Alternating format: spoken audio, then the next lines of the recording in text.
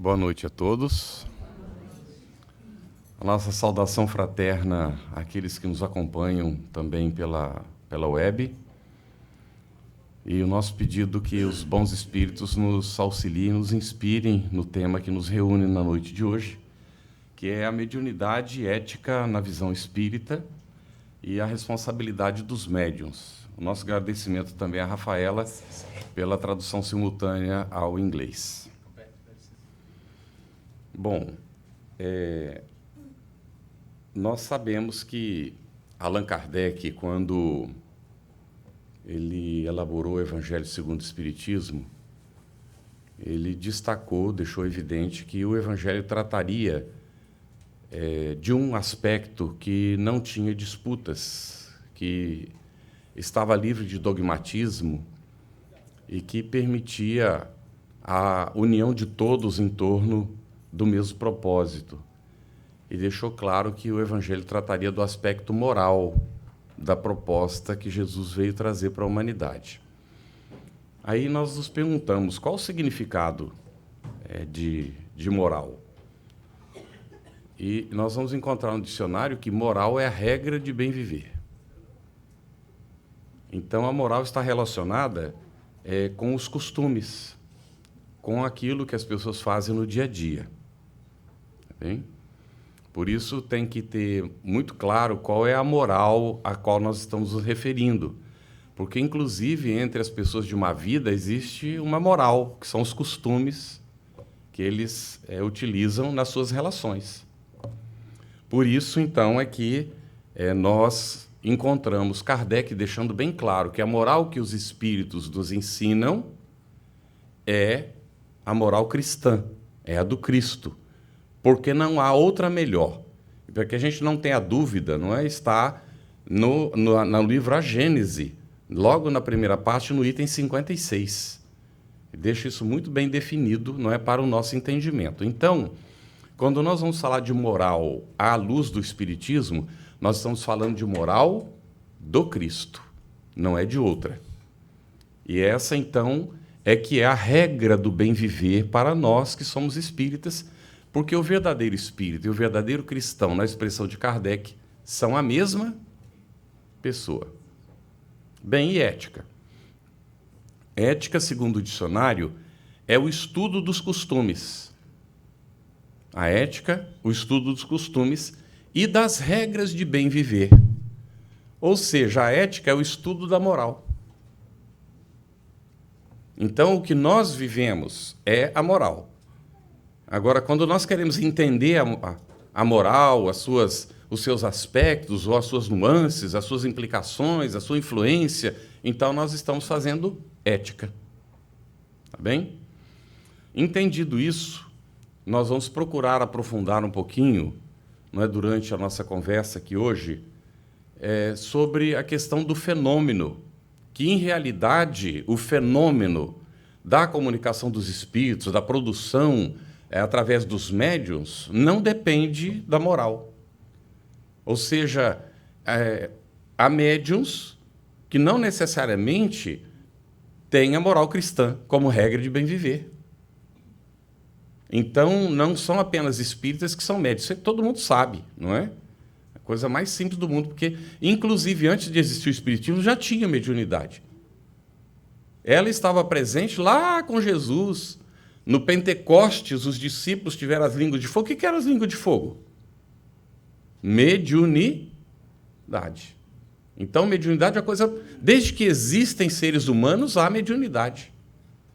Mas aí o espiritismo vai surgir pelo fenômeno da mediunidade e vai trazer uma contribuição fundamental, porque o espiritismo vai nos permitir entender a mediunidade e aprender a trabalhar com ela com qualidade, para a produção efetiva do nosso próprio bem e do bem dos nossos semelhantes. Essa é a contribuição fundamental, então, do espiritismo. Em primeiro lugar, então, o fenômeno é independente da moral dos médiuns. Nós vamos aprofundar um pouco mais. Há, em todo o universo, uma lei, chamada lei de sintonia. Nós também vamos procurar aprofundar um pouquinho como é que funciona essa lei de sintonia. São os médiuns simples joguetes nas mãos dos espíritos? Será que porque é médium a pessoa está sob a influência dos espíritos e acabou? Não tem saída para ela? Será que é assim? Que podem fazer os médiuns para evitar as obsessões? É possível evitá-las sendo médium? Tem gente que diz que prefere não ser médium para não correr o risco de ser obsidiado. Nós vamos ver só um pouquinho daqui a pouco se só é médium, não é ostensivo que é obsidiado. O que podem fazer para garantir melhores companhias espirituais? Bom, Allan Kardec afirma que a presença da mediunidade é tal que, de ordinário, nós podemos dizer que todos nós somos médiuns. Mas, dentro do espiritismo, se convencionou chamar de médium aquele indivíduo que tem uma manifestação ostensiva, ou seja, é que aparece a mediunidade dele, seja pela fala, que tem a capacidade de ouvir, a capacidade de psicografar, de escrever automaticamente ou por influência dos espíritos, e que quando a pessoa não tem nada ostensivo, assim, evidente para todo mundo, então não seria médium. Mas será que é desse jeito? Se nós nos colocamos para pensar sobre o assunto, nós vamos nos dar conta que em algum momento nós teremos tido alguma experiência.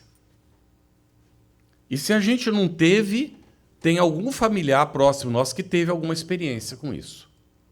Bom, essa experiência ocasional não caracteriza a mediunidade. O que vai caracterizar a mediunidade é a continuidade do processo, a repetição.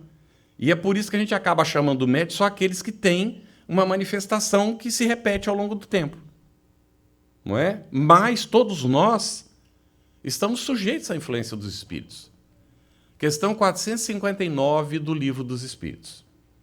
Influenciam os espíritos nos nossos pensamentos e atos? Mais do que imaginais, porque de ordinário são eles que vos dirigem. E aí eu tenho que me perguntar, que tipo de espírito está me dirigindo? Porque algum tipo de espírito está me dirigindo. Mesmo que não tivesse mediunidade ostensiva, nós estamos sob a influência dos espíritos. Eles estão conosco, ó, cotovelo a cotovelo. Allan Kardec diz que se nós pudéssemos ver, e tem gente que pode ver, iria ver uma multidão. Vocês estão vendo algumas cadeiras aqui vazias? Não estão, não. Tá certo? E aí há gente que acha que pode ter privacidade. Na realidade espiritual não existe isso, não. Aonde nós estamos, eles estão nos observando. Mas quem está nos observando? Aqueles que nós atraímos. E que jeito que a gente atrai? Com os nossos pensamentos, com os nossos sentimentos, com aquilo que nós pensamos. Então, cuidado, quem é fofoqueiro, vai uma chusma de fofoqueiro com ele, para onde ele vai?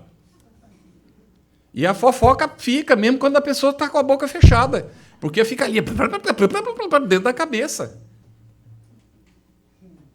Então, a gente seleciona. Quem gosta de notícia ruim, vai ser influenciado, porque tem que mudar de canal para acompanhar, não é o jornal o dia inteiro para ficar ouvindo coisa ruim. Então, é assim, eles influenciam. Quem gosta de muito dinheiro, os sovinas que desencarnaram vão passando e aqui, igual para-raio, puf, gruda. E fica lá junto, incentivando a pessoa, não é, a ficar pensando naquilo, cultivando aquilo, acumulando o que não precisa, até roubando dos outros, para poder ter mais. E quem tem muito é porque é normalmente muito pouco. Se não sabe utilizar aquele muito que foi colocado na sua disposição. Porque quando sabe utilizar, então consegue casar as duas coisas, ser e ter. O que não é muito simples, não é? É bastante difícil. Então, no Livro dos Médiuns, capítulo 20, nós vamos utilizar bastante esse capítulo 20 do Livro dos Médiuns. Recomendamos, inclusive, depois a leitura, tá bem? Se existe a mediunidade, a pessoa, ela não é médium só quando ela vem para o centro espírita. Vamos dizer que o trabalho mediúnico seja na quarta-feira, na quinta, não importa, o dia da semana, e é das 8 às 10. Então a pessoa é médium das 8 em ponto, quando ele senta lá na mesa mediúnica, e às 10, a hora que acaba, acabou, não é mais médium. Será que é assim? E eu já ouvi médium dizendo assim, mas depois que eu saio de lá eu não sinto mais nada. Então só funciona lá no centro, não funciona fora do centro. Você está iludido, meu amigo. Não é? Porque quem é médium é médium. Raul Teixeira sempre destacava isso. Se é médium, então é médium 24 horas. Não é médium só aquele momento que está lá no centro, não.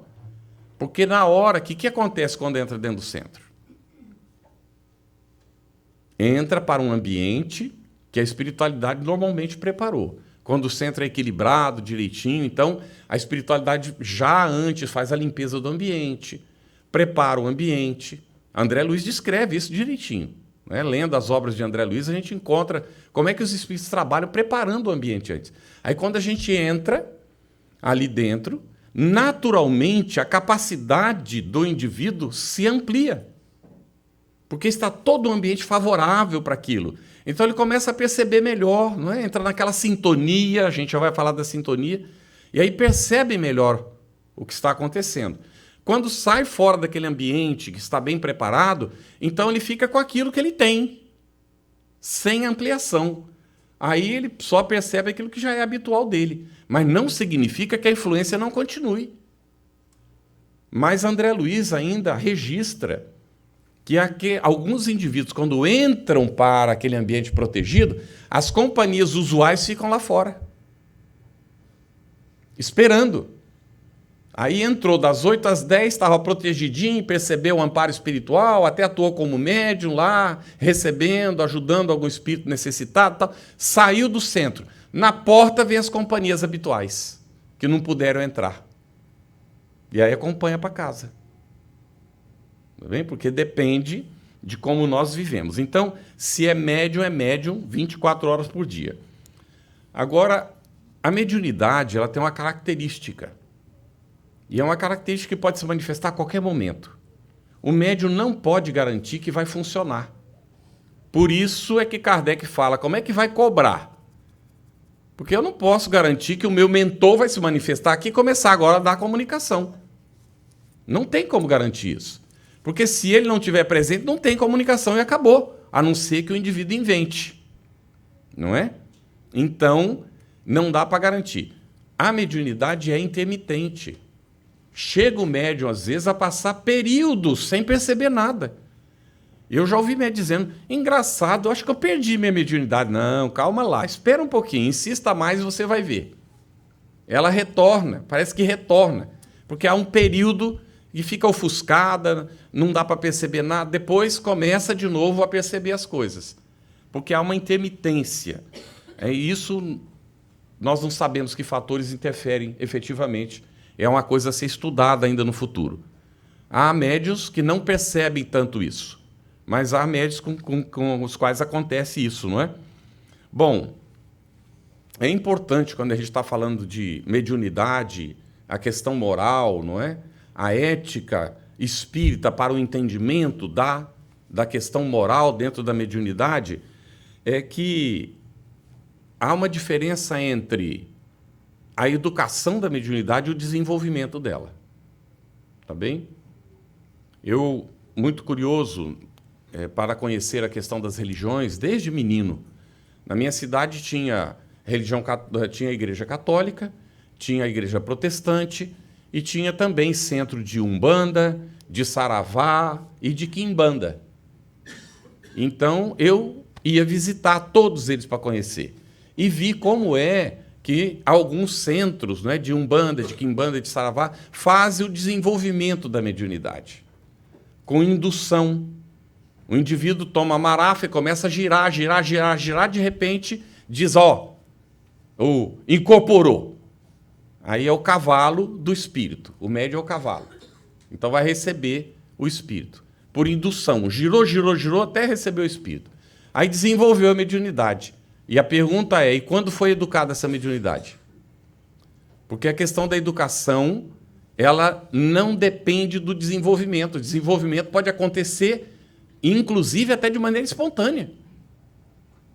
E aí, Hermínio Miranda é quem examina isso no Diálogo com as Sombras, com muita propriedade, não é? Comentando para a gente que há vezes em que a mediunidade surge com muito sofrimento, muita dor, muita perturbação, e outras vezes nasce espontânea. De repente, a pessoa começa a sentir uma vontade danada de escrever, formiga o braço e tal, e aí desenvolve. Ou percebe os espíritos, às vezes até perde a consciência e começa a falar, depois não sabe o que falou e tal. E é automático isso. Então, o desenvolvimento ele pode ocorrer por indução, pode ocorrer por exercício. Kardec diz, inclusive, que a única maneira de saber se a pessoa tem ou não um tipo ou outro de mediunidade é o exercício. Então, quando alguém chega assim e diz assim, você tem mediunidade. Aí eu digo assim, qual é a bolinha de cristal que ele está usando? Porque não dá para saber olhando a pessoa. Porque, de fato, ele não está mentindo. Porque eu posso olhar para todos vocês aqui e dizer que vocês têm mediunidade. Porque todo mundo tem mesmo. Não é? Então, não está mentindo. Mas também não está dizendo nada de novo. Aí a pessoa que não está informada fica, eu sou médium, não sabia. Não é? Ignorância porque ainda não teve oportunidade ou não estudou o Espiritismo. Mas o Espiritismo deixa bem claro isso para nós. Então, não dá, Kardec deixa isso bem claro para saber que tipo de mediunidade. Que grau, que condição mediúnica tem a pessoa, se não pelo exercício. Então, onde é que a gente vai exercitar? Lá em casa o negócio fica brabo, né? Porque tem que ter um ambiente protegido, né? Com condições. Então, o ideal é fazer isso num centro, onde a gente tem a oportunidade de estudar primeiro a mediunidade. Aí é onde começa a educação. No estudo da mediunidade primeiro. Tá bem? Primeiro tem que estudar. Kardec diz que a gente primeiro tem que conhecer a teoria. Aí tem um gaiato que me disse uma vez, não pode ser. Que teoria, se quando ele começou nem existia teoria? Eu digo assim, então ele passou pelas experiências para que a gente não repetisse, não é? Não tivesse necessidade de repeti-las. Porque um belo dia, ele está na Sociedade Espírita de Paris, fazendo uma reunião regular, e há uma mensagem de São Luís. Ele recebeu a mensagem, botou a mensagem junto com a José e foi para casa. Na reunião seguinte, ele evoca São Luís por outro médium. E pergunta para São Luís por que o senhor, sendo o presidente espiritual, leia-se hoje mentor espiritual do grupo, o responsável espiritual pela Sociedade Espírita de Paris, permitiu que outro espírito se comunicasse no seu nome. Como é que ele soube que o espírito tinha outro comunicado no nome dele? Como é que Kardec sabia? Porque Kardec foi examinar a mensagem, comparando com outras que já tinha recebido de São Luís, e viu que não era dele. Aí São Luís deu uma resposta para ele, diz assim, aonde entra qualquer um pode se comunicar. Aí Kardec, mas como entra qualquer um? Nós não estamos na entrada fazendo evocação, pedindo, orando a proteção e o amparo. E aí São Luís disse, e acaso viste o sorriso de mofa de alguns dos assistentes enquanto estavas orando? Porque eles admitiam presença de pessoas. Os que eram associados podiam convidar pessoas para ir para a sessão para assistir. E Kardec aprendeu então que a sessão não podia ser pública. Se ele quisesse garantir que se comunicasse somente os espíritos que efetivamente deveriam. Porque quando entram pessoas que não sabem o que está fazendo lá dentro, eles trazem as companhias também. Mas os espíritos não poderiam deixar esses lá para fora, como você falou agora há pouco do André Luiz? Poderia, mas às vezes eles deixam entrar para a gente aprender a lição. E Kardec aprendeu a lição. Aí nós aprendemos no Espiritismo que a sessão mediúnica tem que ser privada. E que só devemos ir para a prática mediúnica os que já compreendemos a teoria como Kardec nos orienta. E ao aprender a teoria, nós estamos educando a nossa capacidade mediúnica, para que quando ocorra a manifestação, a gente saiba o que está acontecendo, porque a gente já estudou e já entendeu o processo e o mecanismo. E ele ainda diz, não é nenhum fenômeno que vai convencer a pessoa se ela não quiser efetivamente entender. A pessoa que efetivamente quer entender, ela estuda e compreende. E aí vai para o exercício. Porque o fenômeno não convence ninguém. Ao contrário, se a pessoa ela tem algumas desconfianças, ela vai ver e aí vai aumentar mais as desconfianças. porque ela não entende como é que a coisa acontece. Se ela tivesse entendido, não é, as dificuldades, as barreiras, não é, que ele não pode formar juízo olhando uma única vez, que é preciso acompanhar por muito tempo para formar uma opinião. Então, se o indivíduo não estuda, ele vai fazer juízo precipitado, tá bem? Daí, quando chega alguém, nós já sofremos isso. Chega a pessoa no centro espírita e diz assim: eu vim aqui, mas eu quero ir para o trabalho mediúnico. Eu, ótimo, você vai poder ir para o trabalho mediúnico. Só que antes disso, nós vamos lhe convidar, então, já que você tem tanto interesse, a estudar a mediunidade. Não, eu não disse que eu vim aqui para estudar a mediunidade. Eu vim aqui porque eu quero ir para o trabalho mediúnico.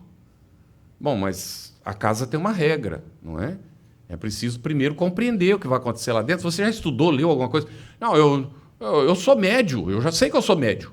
Já me falaram, deve ser médio mesmo, porque médium provavelmente não é não.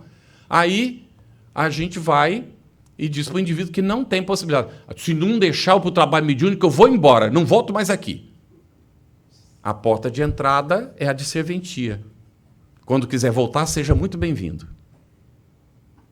Ah, mas desse jeito nós nunca vamos ter clientela no centro, mas não queremos clientela no centro. Nem adepto para o espiritismo. Mas quem disse que o espiritismo faz proselitismo? O espiritismo é uma doutrina de esclarecimento. Quem não quer ser esclarecido vai ter que buscar outro lugar. Até o dia que amadurecer e quiser encontrar o esclarecimento. Tudo bem, gente? É por isso que não há tanto espírita. Tá bem?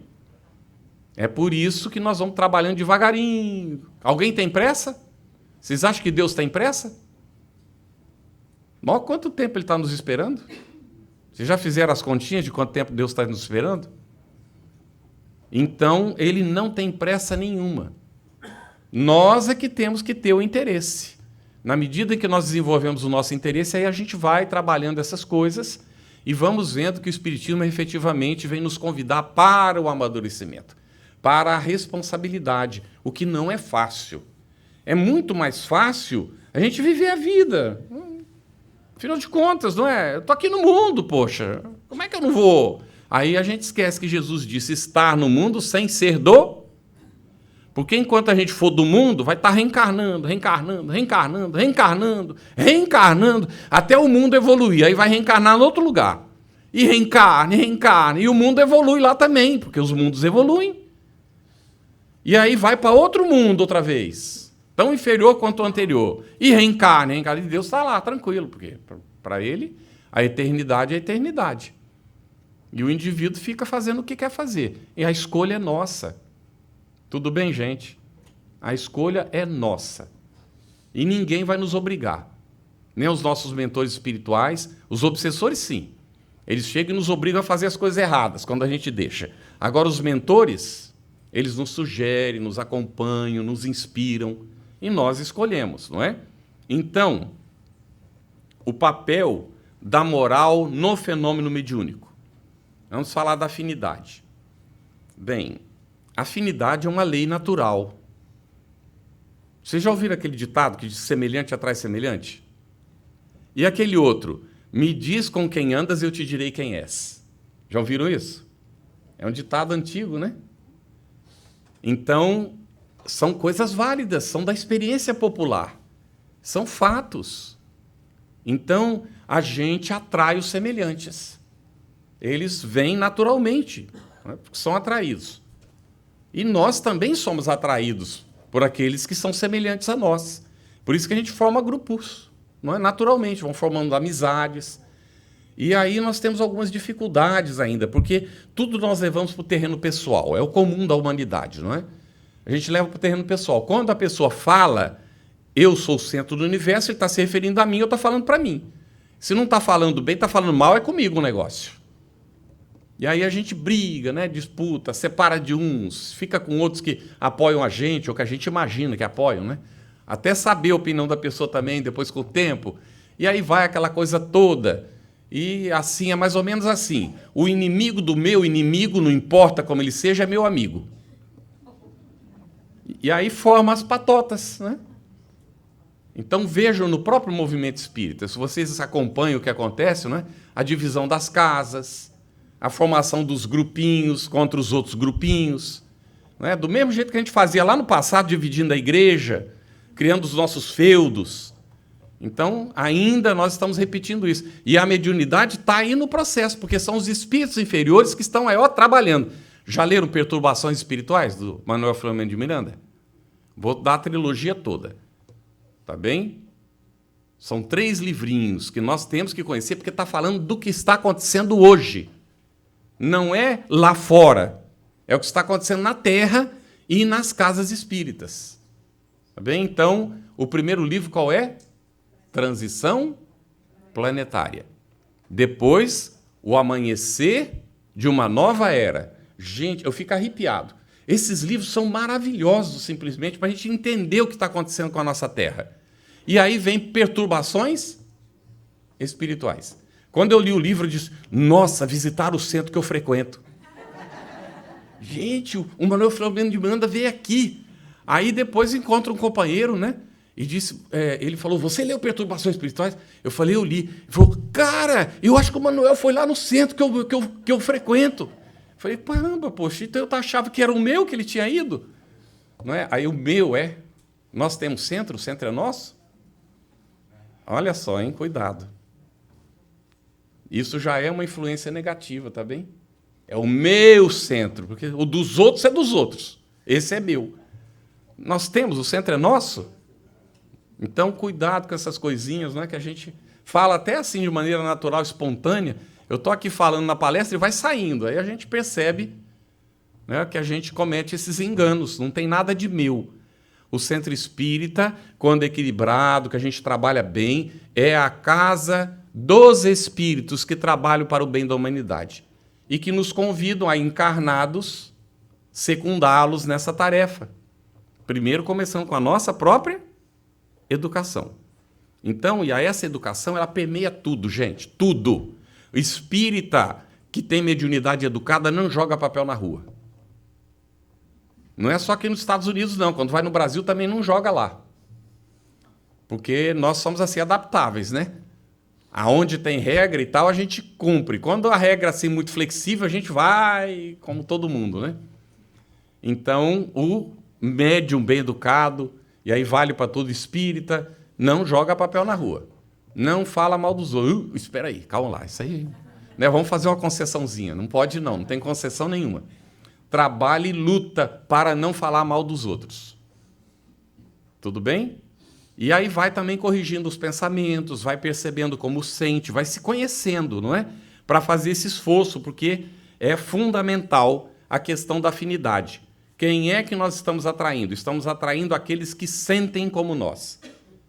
Nós não nos caracterizamos propriamente pelos pensamentos que emitimos, senão pelos sentimentos.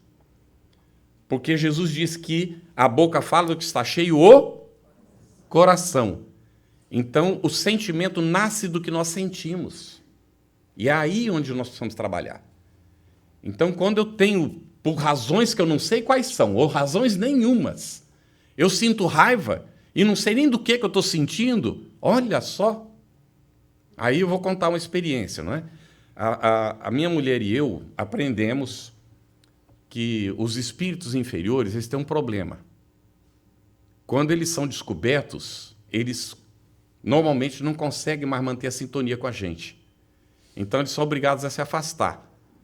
Então, um belo dia, a gente aprendeu assim, quando a gente percebeu alguma coisa negativa, a gente fala para o outro. Aí, ao contar para o outro, a gente quebra aquela sintonia negativa e aí a gente ora e tal, e o espírito não consegue mais sintonia, ele vai procurar outro. É igual ladrão de carro. Tá com trava? Esse aí não, vou pegar o outro que não tem trava, não é? Mais ou menos assim. Então, eu estava dirigindo, estou lá dirigindo, ela estava sentada do meu lado, de repente ela se volta e diz assim, mas eu estou com uma raiva de você. Eu levei um susto, né? Olhei para ela assim, aí imediatamente ela diz assim, mas como eu amo você profundamente, eu tenho certeza que isso não é meu. Aí ela olhou para mim e disse assim, graças a Deus já está passando. Que era algum espírito Ela estava distraída, né? Eu estava dirigindo, olhando a paisagem, aí a mente fica um pouco vazia, mente vazia, casa do... Olha os ditos populares, gente. Então, ele entrou, e aí veio aquele... Não é? Aí ela falou. Quando ela falou, ele foi detectado e soube que ele estava sendo percebido. E, lógico, rompeu, ela começou a sentir que aquilo estava passando, estava indo embora. Deu para entender, gente? Confiemos uns nos outros. O que os espíritos inferiores não suportam é confiança, porque eles não têm. Eles não confiam e ninguém confia neles. Eles têm mancomunações uns com os outros para provocar o mal. Deu para entender? Então, quando nós confiamos nas pessoas, temos confiança, sabemos, a gente constrói essa amizade sólida, essa convivência sólida, nós nos protegemos. Aí a beleza do lar. Aí a beleza de um centro espírita, que é uma família espiritual, gente. Para nós nos protegermos, onde a gente desenvolve a confiança uns com os outros. Então, quando vocês estiverem e alguém vier, onde seja, aqui ou lá na rua, ou em outro lugar, falar mal deste centro, ouça e não diga mais nada. Fica calado. Ou se a pessoa chega e vem falar do outro. Aí a pergunta é, você já falou isso que você está me dizendo aqui para a pessoa? Não, Deus me livre, eu não vou falar. Então por que está falando para mim? Não é não? E aí a gente trabalhando isso, não é, para que a gente vá, então, eliminando esses campos de influência negativa que acontece no nosso dia a dia. Vocês estão percebendo que a gente não está tratando de mediunidade na mesa mediúnica? Vocês têm um montão de livros. Leia o livro dos médiuns. Pode ler Diálogo com as Sombras, No Invisível, de Leon Denis. O nosso próprio trabalho mediúnico, Desafios e Possibilidades, que nós escrevemos, a Vera e eu juntos. Temos muitos livros. Nossa, Desobsessão. Essa trilogia que a gente citou aqui, que nos ajuda. Toda a obra de Manuel Filomeno de Miranda, na psicografia do Divaldo. Toda ela. Toda a obra de André Luiz, na psicografia do Chico. Olha quanta obra a gente tem. Nós estamos tratando aqui da mediunidade que é inerente à nossa vida no dia a dia, gente. Tudo bem? Considerando que todos nós somos médios, mesmo aqueles que não têm mediunidade ostensiva. Porque nós estamos sob a influência dos espíritos. Não adianta. E não é porque eu quero ou não quero. Acontece e pronto. Assim como nós nos influenciamos, o casal se influencia, os filhos influenciam o casal influencia os filhos, nós influenciamos as nossas amizades, influenciamos todas as pessoas com quem nós convivemos. Nós influenciamos um motorista que dirige o carro que a gente nunca viu na vida e nem vai ver mais. Querem ver? Está um motorista de táxi, pegou um passageiro e vai ele dirigindo. Num dado momento ele ouve... Aí o outro vê... Né, percebe que tem um carro atrás, o passageiro, e o motorista está tranquilo, não é? Aí o cara sai de lá, entra aqui do lado, fala um monte de coisa que ninguém estava ouvindo, não é? Porque está um carro e outro ali, e faz sinal, não sei o quê, e o motorista está sorrindo para ele, faz assim para ele. E aí o passageiro está olhando aquilo, né? Ficou indignado, deu vontade de pedir para parar, para ele bater no cara, mas ficou ali, né? E o cara passou e foi embora. Aí ele disse assim para o motorista, o que aconteceu? O motorista falou, não sei. Aconteceu alguma coisa? Ele falou, mas esse homem agrediu o senhor, eu vi que o senhor não fez nada. Ele falou, rapaz, olha, aqui na minha profissão eu aprendi uma coisa. Não tem caminhão de lixo só aquele, não é do serviço público que recolhe o lixo por aí. Tem muito carro do lixo andando por aí. O sujeito acumula lixo, né, o dia inteiro, o mês inteiro. Ele tem que descarregar o lixo em algum lugar, cara. Porque ele mesmo não aguenta ficar levando aquele carro cheio de lixo. Esse cara aí tentou jogar o lixo dele para dentro do meu carro aqui, para cima de mim. Mas eu tenho que aceitar o lixo dos outros? Eu não sou obrigado, não. Então é aquele que vá com Deus e leve o lixo dele. Eu vou ficar na minha, numa boa. Você já imaginou se eu fosse recolher todo esse lixo, trabalhando 12 horas aqui no táxi todo dia?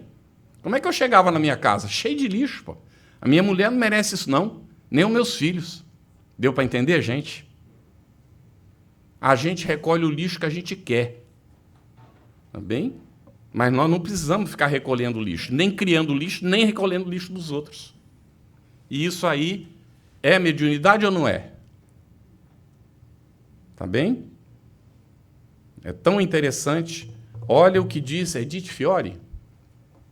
Eu confundo ela com a Gina Geminara, sabe? Se chama Possessão Espiritual o livro. Ela diz que vai andando uma pessoa na rua, olha um mendigo e diz assim, coitadinho, e vai embora. Algum tempo depois estava lá no consultório dela, sendo atendido, com problemas psicológicos terríveis e de influência espiritual, descobriu que estava numa obsessão que ela chama de possessão espiritual. E no trabalho foi, não é tal? Quando foi que começou o problema? Começou quando ela olhou para o indivíduo que estava lá na rua, disse assim, coitadinho, atraiu o obsessor que foi com ela. Começou com uma obsessão simples, uma influência simplesinha, foi se acentuando a coisa, até que virou uma perturbação tremenda que ela teve que ir para atendimento psiquiátrico. Tudo bem? Por que aconteceu isso? Porque o coitadinho dela era inútil. Não produz nada para ninguém. Por isso que Jesus, quando narra a parábola do bom samaritano, ele diz que o indivíduo se moveu de compaixão. Ele não apenas falou coitadinho, ele foi lá e foi ajudar o indivíduo a sair da situação em que ele se encontrava, porque ele estava precisando. Então, coitadinho não existe. Não é? São pessoas que estão vivendo situações. Se a gente pode ajudar, maravilhoso. Se não pode ajudar, ore e siga em frente. Porque senão estabelece sintonia e atrai, não é? Então, afinidade uma coisa, sintonia outra. A sintonia é como a questão do rádio, não é? Quando você liga, tem as estações, hoje em dia quase tudo é automático, não é? Vai procurando, mas antigamente você tinha que ficar buscando, mas a sintonia é uma coisa mais ou menos automática. Entrou naquela faixa, puf! Tudo bem? Querendo ou não querendo, entrou na faixa, vai pegar quem está transmitindo naquela faixa. E aí acontece a sintonia. Então, a moral é uma determinante das companhias espirituais que nós temos. É aí onde entra a interferência da moral. Porque se o indivíduo ele tem uma moral duvidosa, ele vai estar convivendo com indivíduos que também têm moral duvidosa. E ninguém consegue fazer as coisas sem ter um registro. Tudo se registra do que está acontecendo. Registra na nossa própria consciência. O nosso perispírito é uma gravadora. Tem múltiplas funções do perispírito. Todo mundo sabe o que é o perispírito? É o corpo espiritual. A matriz do corpo físico que nós temos. Quando morre esse corpo físico, permanece o corpo espiritual. E nele está registrado tudo o que aconteceu conosco. Tudo, até aquilo que a gente não tem consciência, está registrado lá. E é visível para os espíritos. Não apenas os superiores, os inferiores desenvolvem técnica para poder ler. E até certo ponto eles conseguem. Mas quando o espírito tem uma certa elevação, eles não conseguem. Tudo bem? Então, é importantíssimo o compromisso com a educação da mediunidade. Os estudos. O espírita tem um compromisso de estudar. O ESD veio para ajudar isso nas casas espíritas. A Marisa ainda citou agora há pouco, né? Há anos que a gente vem trabalhando, iniciamos trabalhando com a evangelização espírita na casa espírita, lá na FEB. Depois, nós fomos trabalhar com o ESD. E hoje nós estamos numa área chamada área de estudo do espiritismo, que é um leque de opções que pode ser oferecido na casa espírita. E mais recentemente surgiu o chamado Evangelho Redivivo, um programa de estudo do Evangelho com base em algumas experiências realizadas antes, em Minas, por exemplo, onde se fazia o estudo chamado miudinho. É o estudo minucioso do Evangelho de Jesus, versículo a versículo. A FEB lançou essa campanha. Hoje nós tivemos, na semana passada, fizemos a primeira formação de facilitadores pela internet em espanhol, porque em português já se está fazendo há algum tempo. Hoje, antes de vir para cá, nós fizemos a segunda formação. Na semana que vem vamos ter a terceira formação e esse grupo de pessoas poderá já começar a trabalhar com um programa a respeito do Evangelho Redivivo, o estudo minucioso do Evangelho de Jesus. Ué, mas o Espiritismo já não tem o Evangelho segundo o Espiritismo? Para que estudar o Evangelho de Jesus? Será que a gente pode botar teto sem conhecer alicerce? Será que dá, hein, Zito? Então, se a gente não conhece o alicerce, como é que vai construir parede e botar teto em cima? Então, o alicerce é o Evangelho de Jesus. Tá bem? As paredes têm que ser colocadas por nós, no nosso estudo, conhecendo o Evangelho de Jesus, à luz do Espiritismo. E aí, quando a gente constrói as paredes com base naquela estrutura, aí o teto é colocado pelo quê? Pela nossa vivência. Conforme a gente vive aquilo que a gente aprendeu, o teto vai sendo construído, porque tem base sólida para dar sustentação. Tudo bem, gente? Então, o estudo é fundamental. Na casa espírita e também o estudo individual. Nós recomendamos todo dia estudar um pouquinho o Espiritismo. Todo dia, em casa. Ler um livrinho, não é? Tem uma programação de leitura. Nossa, mas esse troço é muito chato. Por que é chato? Os livros são uma delícia de ler. É só desenvolver o hábito. E se está lendo algum que não está agradando, não muda. Sabe quantos livros nós temos para ler? Espíritas. Bom, tem alguém aí que diz que são 7.000, não é? Mas 7.000 é muito, tá? Não é tudo isso, não. No meio desses 7.000 tem muita ganga. Então, nós temos primeiro que ler Kardec. Estudar Kardec. Porque aí, quando a gente pega uma ganga dessa, nas 4, 10 páginas primeiras, a gente fecha. Não precisa nem levar para casa, lê na livraria mesmo. Que a livraria é obrigada a deixar um deles aberto para a gente poder ler e conhecer. A gente lê o primeiro capítulo, que inclusive quando vende e-book nós temos o direito de ler de graça o primeiro capítulo, para saber se vale a pena a obra ou não. Não vale a pena, nem compre, porque se você comprar a editora, bota outra porcaria. Deixa encalhar essa porcaria toda, essa lixaiada, sabe? Porque aí vai à falência e para de produzir essas porcarias. Com toda sinceridade. Vamos ler Kardec, estudar Kardec. Aí a gente vai nas livrarias e examina. Não presta, larga lá e compra o bom. Aquele que efetivamente vale a pena. E aí nós já fizemos umas continhas de quantos desses livros são bons, tá? No mínimo 1.000. E vamos ficar por aí com esses 1.000, tá bem? É lógico que dentro disso aí vocês já sabem, está incluído Kardec, Leon Denis, Camilo Flammarion, os clássicos do Espiritismo, já consagrados, todos eles. E aí vem aqueles médios também consagrados, né? O Chico Xavier, Divaldo Franco, o Raul Teixeira, Ivone Pereira. Bom, vamos parar aí, tem mais alguns, muito bons, não é? E aí nós temos alguns autores encarnados que são fiéis também à proposta de Kardec. Nós estamos somando isso aí, dá aproximadamente uns 1.000, 1.500 livros, tá bem? Bom, vamos lá. Quanto tempo leva para a gente ler esses livros? Depende de quantos livros a gente lê por mês, não é isso? Quantos livros a gente lê? Ninguém responde, hein? Não pode responder porque pode humilhar os outros ou se comprometer. Mas pensa, é uma reflexão. Tá bem? Se a gente lê 3 livros por mês, 3 por mês. Tá bem? Quantos a gente lê no ano? 36. Em 10 anos, 360. Ainda não deu tempo de ler nem a obra do Chico. Que ele publicou mais de 400. Prestaram atenção no significado da coisa? E a gente está doido por novidade. Toda novidade que aparece a gente quer comprar. Se vai ler, não se sabe. E aí alimenta essas editoras que estão publicando porcaria. Então, primeiro Kardec. Depois nós vamos para esses. Nós estamos ainda com 360. Se a pessoa lê o Kardec, lê os clássicos, não é? E aí ele está mais ou menos levando uns 5 anos, não é? Mais ou menos, ou talvez até um pouco mais. Lendo 3 por mês. Bom, aí em 10 anos, 360. Em 20 anos, 720. Nós falamos mais ou menos uns 1.500, está na metade em 20 anos. Vocês querem que ainda continue fazendo a conta? Tudo bem, gente? E olha que nós temos uma literatura maravilhosa. Nós não sabemos o privilégio que nós temos na encarnação. Nunca houve o que nós temos hoje como espíritas. Nunca houve. para a humanidade inteira. Que privilegiado nós somos. Porque, infelizmente, boa parte da humanidade nem sabe que isso existe.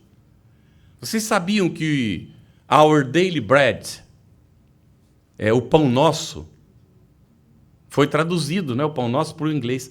E o livro foi premiado nos Estados Unidos, reconhecido por uma comissão onde não tinha um espírita, eles eram cristãos, de que o livro ajuda a entender o Evangelho de Jesus. E lá está escrito que foi um espírito Emmanuel que ditou para o Chico, que era o médium. Lá está a orientação de Emmanuel. Vocês sabem que é objetivamente espírita. E o livro foi premiado. Porque já está sendo reconhecido por pessoas que não são espíritas, esse manancial que nós temos. Precisa mais, gente? Então, nós vamos aprender que é importante o estudo. Um fator também fundamental em relação à mediunidade, a vigilância. A vigilância é intransferível. Vocês sabem que os animais, eles quando estão em bando, não é? Coloca um dos animaizinhos, vai lá para ficar vigiando. Avisa os outros do perigo. Tá bem? Nós podemos fazer esse tipo de coisa? Podemos. Mas a vigilância pessoal é intransferível. Porque ninguém pode vigiar a interioridade nossa, porque a interioridade é nossa, não é do outro. Como é que o outro vai vigiar a nossa interioridade? E o problema não é o perigo que vem de fora, o problema é o perigo que vem de dentro. Aí é onde está o perigo. Então nós temos que ter essa vigilância. Vigilância com os nossos sentimentos, com os nossos pensamentos, com as nossas palavras e com as nossas ações. Com aquilo que a gente vibra. Né? Essa é a responsabilidade nossa. E aí entram dois fatores fundamentais, que é a oração. Qual é o primeiro dever da criatura quando desperta pela manhã? Agradecer a Deus pela bênção da vida. Evangelho segundo o Espiritismo. Tudo bem, gente? É tão gostoso, não é? Sentar na cama assim e dizer, eu sou filho de Deus. Pai, obrigado pela vida que eu tenho. Obrigado, Senhor, pela noite de sono, pela proteção e o amparo que eu recebi. E, por favor, Senhor, não me deixa fazer besteira hoje. Não é? E à noite? Nos preparar para dormir, não é? Porque se a gente dormir de qualquer jeito, a gente vai estar com qualquer um. Mas se a gente se preparar para dormir, uma leitura nobre, uma boa oração, uma música elevada, não é? Programa lá para desligar quem gosta de música, não é? Uma música que eleva a alma e dorme. Aí o bichinho apaga lá, o celular apaga na hora, né, que a gente programou e a gente já está dormindo. Depois de ter orado, uma boa leitura, aí a gente se desprende do corpo. Quem vai estar ali do nosso lado? Nosso mentor espiritual, os bons espíritos, vão nos levar para excursões na realidade espiritual. A gente vai aprender, vai trabalhar, vai voltar. E assim a vida vai seguindo. Muito bem, a meditação.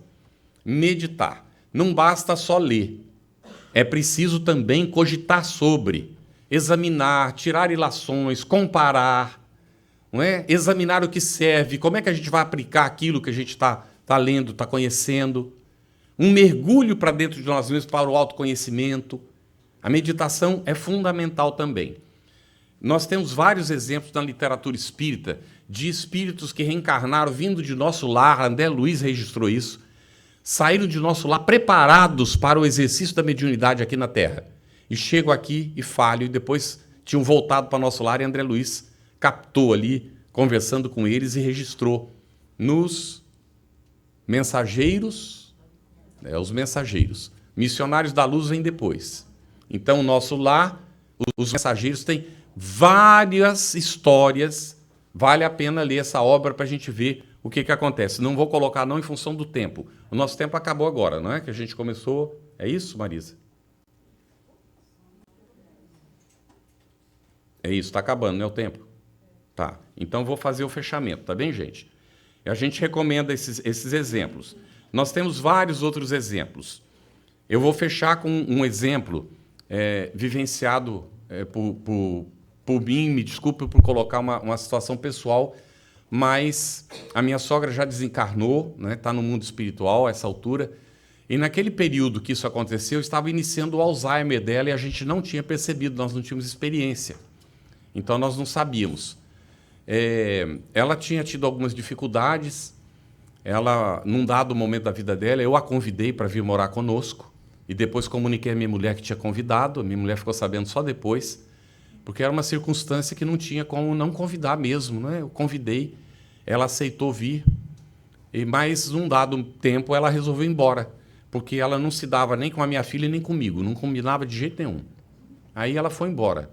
Aí eu disse para minha mulher, ela vai voltar. Ela disse, como é que você sabe? Eu disse, anuncie que você vai sair para o exterior de novo, que você vai ver que ela vem correndo, que ela adorava viajar pelo exterior. Então, eu duvidava que ela não ia voltar, mas foi dito e feito. Quando a minha mulher é diplomata, né? Estávamos no Brasil, quando anunciou que ela ia sair de novo, ela voltou para dentro de casa com tudo, mudança e tudo. E aí foi conosco, lógico, né? Mas quando nós soubemos, e eu já sabia que ela ia voltar, eu tive uma conversa com a minha filha. Filha, nós vamos receber a vovó diferente. Porque ela não se dá bem conosco, não é ela que não se dá bem conosco, nós não nos damos bem com ela. Então nós temos que mudar a nossa ação. E aí conversamos muito, a filha concordou. Então quando ela voltou, que aparecia a provocação, não tinha resposta. Não é? E aí a coisa foi mudando, foi mudando. Aí nós nos instalamos no novo local, era aqui nos Estados Unidos, ali na Califórnia. E aí um belo dia estou eu, tive que cozinhar 2 anos e meio para a família naquela época, porque perdemos a moça que nos ajudava, porque ali aconteciam muitos fenômenos, a porta abria sozinha, e um dia ela viu aquelas portas de maçaneta cega do lado de fora, não é? A maçaneta girou, ela e minha filha olhando, a porta abriu, não tinha ninguém, nem de um lado nem do outro. Ela falou, vocês são uns bruxos. Fez a mala e foi embora, largou a gente. Aí a gente ia fazer o quê? Não é? Trazer um desconhecido? E nos Estados Unidos você vai contratar alguém? Que jeito você contrata para ajudar? Né? Tem que ser diarista e olha lá, vamos lá. Aí eu disse para minha mulher, eu vou assumir o papel. Né? Eu estava licenciado do meu trabalho, e aí eu fiz cumprindo aquele papel que André Luiz deixa bem claro, é o papel feminino que pode ser exercido pelo homem, por que não? Então eu cozinhava, cuidava da casa, não é? E a minha mulher trabalhava fora. Foram 2 anos e meio. Eu terminei um dia, estava lavando a louça. Todo mundo já tinha comido, eu estava sozinho na cozinha lavando a louça. E de repente veio assim na minha cabeça, aquela velha, ela estava lá em cima, no quarto.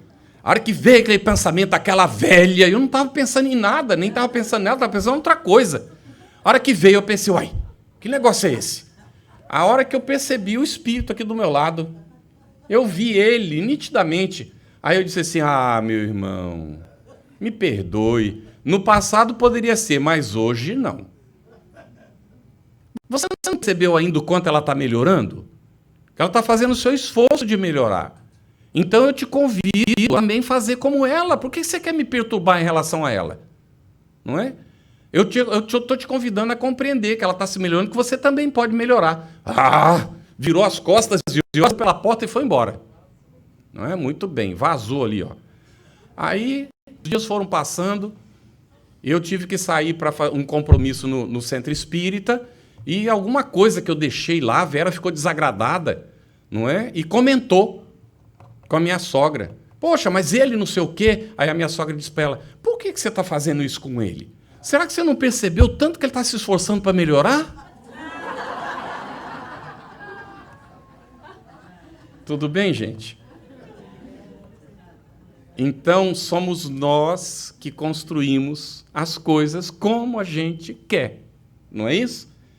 Então, ela desencarnou num processo de Alzheimer muito doloroso, não é? Tivemos uma moça, graças a Deus, a espiritualidade é tão boa que mandou essa moça para nos ajudar. E no dia do enterro, tinha as flores. São rosas. Vocês sabem, quem conhece do assunto, que raramente uma roseira pega daquele raminho onde está a flor. Muito difícil pegar.